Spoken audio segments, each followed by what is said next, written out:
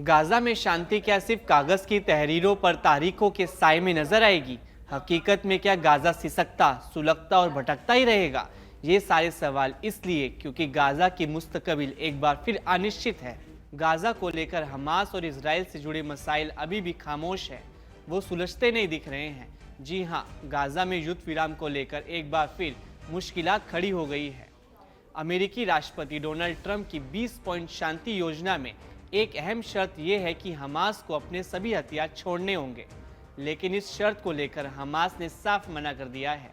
Hamas ने हथियार डालने से इनकार कर दिया है, यानी हमास हथियार नहीं छोड़ेगा, यानी इजराइल के लिए हमास हमेशा के लिए खतरा बना रहेगा।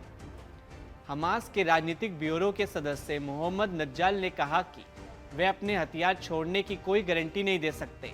वे चाहते हैं कि युद्ध विराम कम से कम 5 सालों तक चले, ताकि गाजा का पुनर्निर्माण हो सके।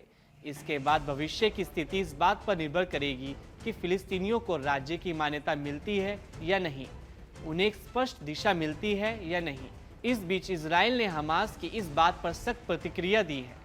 इजराइल ने कहा कि युद्ध विराम समझौते में हमास को सभी बंधकों को पहले चरण में छोड़ना था, जो उन्होंने नहीं किया। इसके अलावा हमास को हथियार छोड़ने की शर्त भी पूरी करनी होगी। इजराइल का कहना है कि अब हमास का समय खत्म हो रहा है और यदि वो अपनी जिम्मेदारियां पूरी नहीं करेंगे तो संघर्ष फिर से शुरू हो सकता है। हमास की ओर से ये भी कहा गया है कि हथियार छोड़ने का मतलब क्या होगा, इसे लेकर भी सब कुछ साफ नहीं है। उन्होंने ये सवाल उठाया कि हथियार किसके पास जाएंगे और इस मुद्दे पर आगे की बातचीत में अन्य सशस्त्र फिलिस्तीनी समूह की भी भागीदारी जरूरी होगी। इसके अलावा 7 अक्टूबर साल 2023 को हमास के हमले में मारे गए बंधकों के शवों को लेकर भी बातचीत चल रही है। हमास ने अब तक कुछ शव सौंपे हैं, लेकिन बाकी शवों को वापस पाने में तकनीकी दिक्कतें आ रही हैं। इस मामले में तुर्की या अमेरिका जैसी अंतर्राष्ट्रीय संस्थाएं मदद कर सकती हैं। राष्ट्रपति ट्रंप ने भी कहा है कि उन्होंने हमास को साफ संदेश दिया है कि अगर वे हथियार नहीं डालेंगे तो उन्हें मजबूर किया जाएगा। कुल मिलाकर गाजा युद्ध विराम योजना अभी भी विवादों में है। हमास की शर्तें इसे पूरी तरह से लागू करने से रोक रही हैं।